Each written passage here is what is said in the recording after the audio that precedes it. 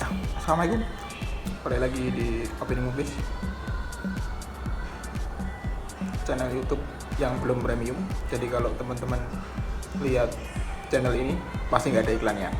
Kali ini mau cerita masalah pewayangan lagi, Duryodhana ya.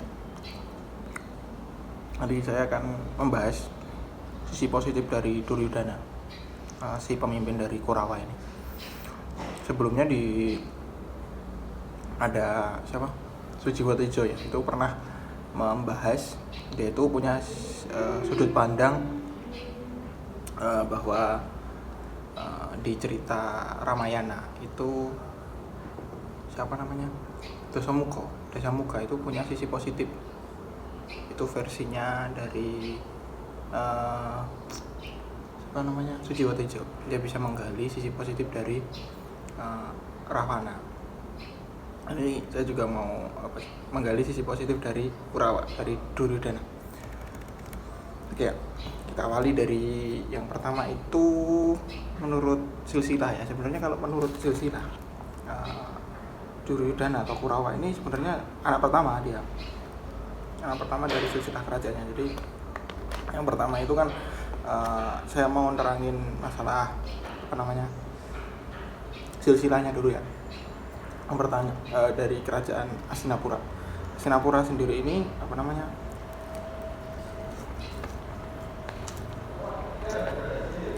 didirikan oleh seorang dewa yang bernama Sentanu.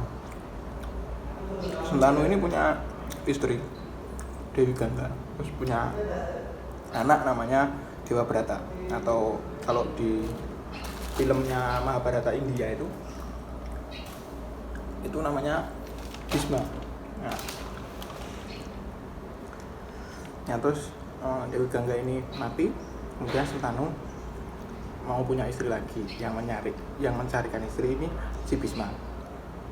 Dia ikut sayembara, akhirnya dapatlah seorang cewek cantik yang bernama Durgandini.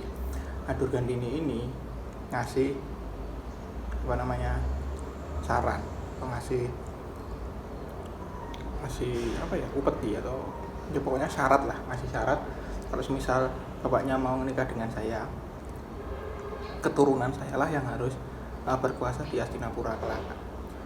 Dari omongan itu si Bhisma ini berjanji bahwa keturunannya dia nggak bakal bisa jadi pemimpin di Hastinapura, dan dia berjanji untuk tidak akan menikah. Nah, akhirnya menikahlah, terus kemudian punya 2 anak. Di usia muda 2 anak ini itu meninggal semua.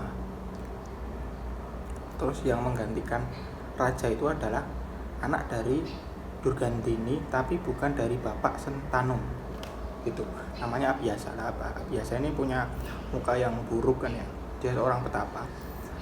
Nah, akhirnya Abhyasa ini dicarikan istri oleh Bhisma. Dapatlah 3 orang, Amba, Ambika sama Ambalika. Nah, Amba ini terbunuh, akhirnya dapatlah Ambika sama Ambalika. Nah, ini yang kakak itu Ambika, Ambalika ini yang adik.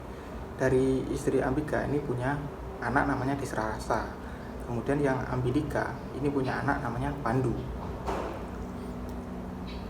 Tapi dua-duanya cacat ini. Disrarasa ini cacat di bagian mata, dia buta.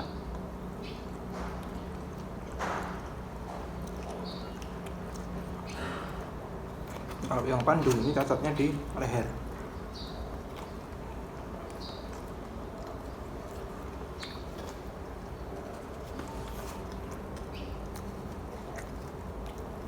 Disrarasa ini punya anak namanya Kurawa, kalau Pandu ini punya anak namanya Pandawa. Nah, setelah itu kerajaannya dipimpin oleh Abhyasa. Akhirnya diganti anak pertama dong, Disrarasa, karena dia buta. Maka kepemimpinan Hastinapura ini digantilah sama Pandu.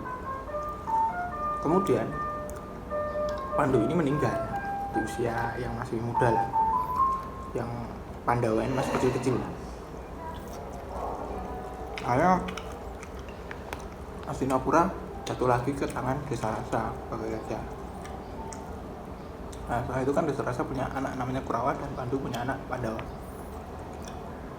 secara silsilah Jawa namanya yang jadi raja itu harusnya anak pertama sih. Jadi wajar kalau misal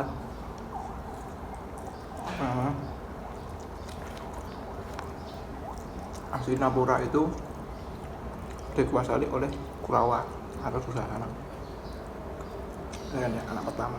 Jadi sebenarnya di film Mahabharata ini itu Pandawa yang merebut dari tangan Kurawa atau Kurawa yang merebut dari tangan Pandawa. Secara secara banyak versi cerita itu pasti kebanyakan dari Kurawa merebut dari tangannya Pandawa. Tapi kalau menurutku itu Pandawa yang merebut dari Kurawa. Sebenarnya Kurawa yang pada soalnya bapaknya dia itu anak pertama.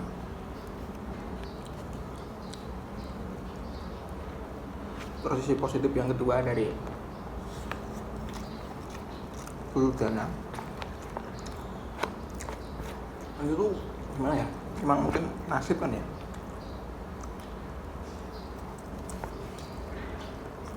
Gimana nggak punya karakter jelek kalau orang tuanya itu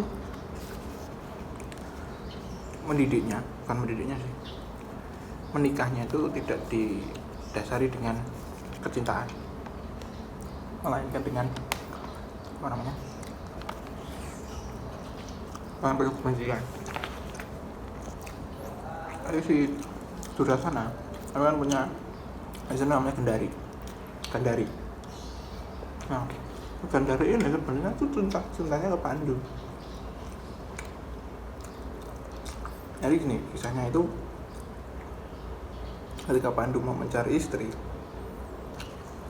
dan Disarasa juga mau mencari istri, itu karena Disarasa buta, jadi dia cuma di istana. Yang keluar ini Pandu keluar dari istana, ikut sayembara, akhirnya dapatlah 3 cewek, yaitu Gandari, Kunti, sama Dewi Madrim. Gandari, nah 3-tiganya ini itu diserahkan ke Disarasa sebagai kakaknya. Ini aku dapat 3 cewek, kamu mau pilih yang mana? Beratnya kayak gitu kan. Nah, padahal si Gandari ini sukanya sama Pandu, dia nggak mau dengan yang lain.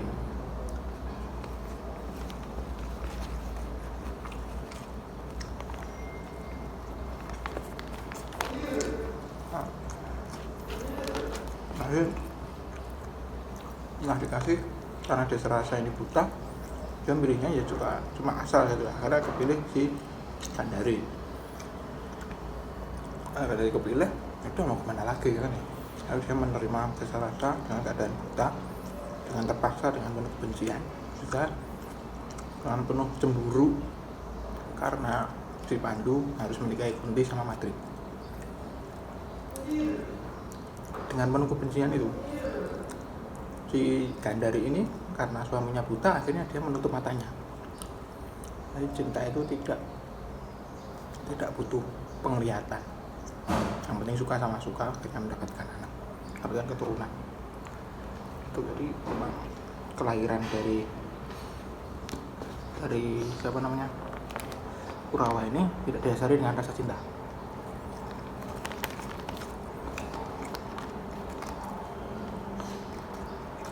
Kemudian waktu mengandung, karena si Dewi Gandari ini mengandung 100 anak ya, itu selama 2 tahun itu dia itu hamil sama 2 tahun. Sampai pada suatu hari itu Gandari itu nggak tahan, akhirnya dia pukul-pukul lah perutnya, soalnya udah 2 tahun mengandung tapi nggak lahir-lahir. Dipukul-pukul, akhirnya ya ibaratnya kayak keguguran gitu. Dan yang dikeluarkan itu bukan bayi, melainkan seonggok daging yang oleh kakeknya itu akhirnya daging itu dipotong menjadi 100 dan ditaruh di gua, akhirnya muncullah 100 Kurawa. Kurawa sendiri ini terdiri dari 99 cowok, 1 cewek. Yang terkenal namanya itu paling anak pertama Duryodhana sama anak kedua Dursasana. Enggak sih, yang lainnya sih cuma kayak pelengkap. Kemudian sisi positif yang ketiga dari Duryodhana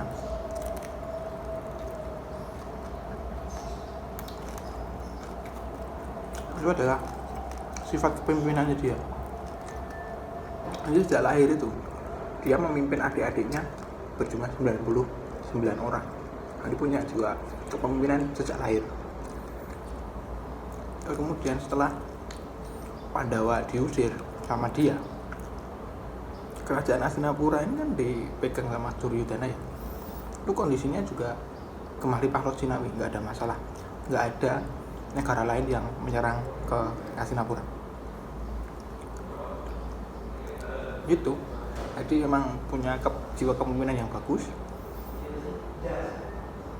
Untuk menjadi seorang raja itu emang layak. Cuma ya itu di sini negatifnya yaitu kebencian gitu sama Pandawa.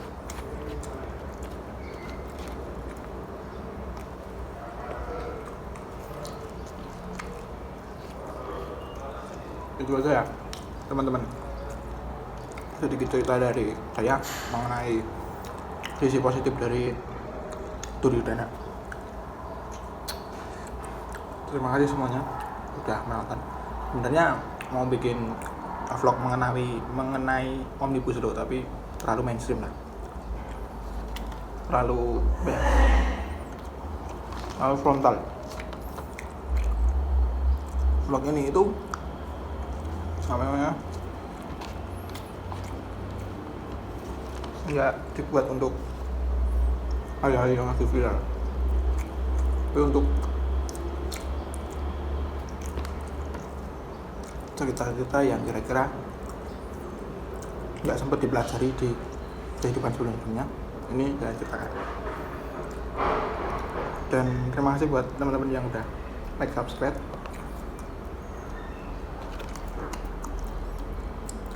Itu aja, sampai jumpa di lain kesempatan. Assalamualaikum.